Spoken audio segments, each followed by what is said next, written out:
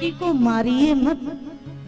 एक बेटी की हत्या एक परिवार की हत्या है। और जब जब आप बेटी पर आरी चलाते हो तो कभी सोचते हो आपकी माँ ने अगर ऐसा किया होता तो क्या होता? क्या आप दुनिया में आते? माताओं से विशेष रूप से हमारा व्यासपीठ से निवेदन है, ये महापाप दुनिया में रुकना ही चाहिए। ये भारत की भूमि है, यहाँ 2 महापाप जो हो रहे हैं, ये 2 महापाप जब तक रुकेंगे नहीं, सनातन की रक्षा हो ही नहीं सकती। एक तो बेटी का वध रुकना चाहिए, दूसरा गाय माता का वध रुकना चाहिए। गौ जब तक सुरक्षित नहीं होगी तब तक हम हिंदू हैं ये कहने में भी शर्म आनी चाहिए।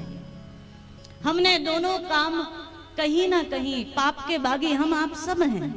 आप ये मत सोचिए, एक घर में पहले कम से कम एक गाय तो पाली जाते थे, लेकिन आज हमने सब करना शुरू किया पर गाय को पालना बंद कर दिया। ऐसे में क्या होगा?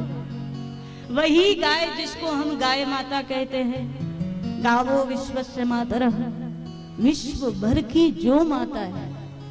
एक मंदिर में आप जाते हैं, एक देव का पूजन होता है। शंकर जी के मंदिर में जाएंगे तो शंकर जी की पूजा होगी, राम जी के मंदिर में जाएंगे राम जी की पूजा होगी, कृष्ण के मंदिर में जाएंगे कृष्ण की पूजा होगी।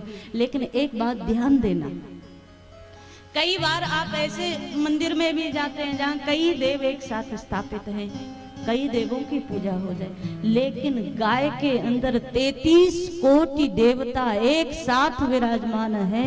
ऐसी गाय का एकमात्र संरक्षण, एक गाय का संरक्षण होगा तो 33 कोटि देवताओं की पूजा एक साथ होगी। आपको इतना बड़ा मंदिर दुनिया में कोई नहीं मिलेगा।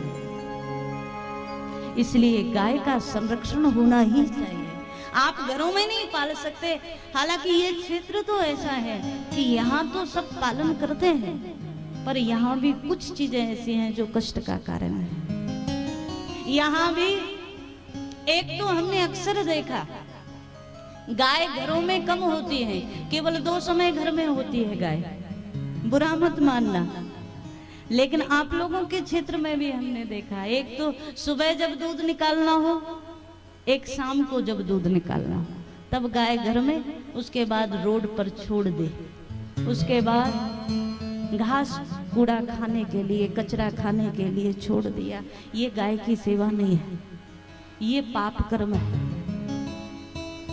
जब गाय दूध देना बंद कर दे तो बड़े बड़े धार्मिक लोग 200-400-500 रुपए के लिए उसे कसाईयों के हाथ में बेच देते। क्या यही हमारी धार्मिकता है?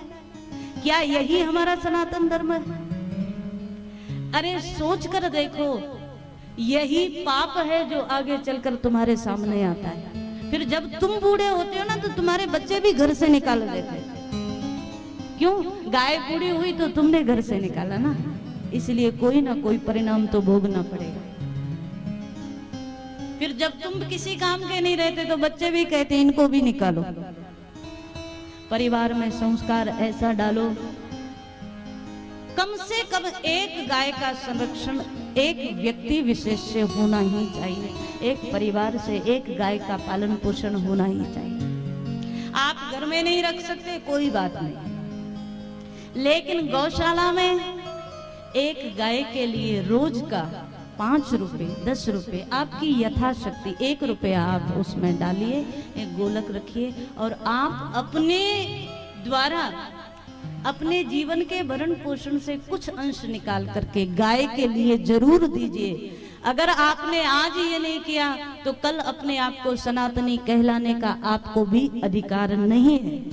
गाय की सेवा, गाय का संरक्षण बड़ा जरूरी है।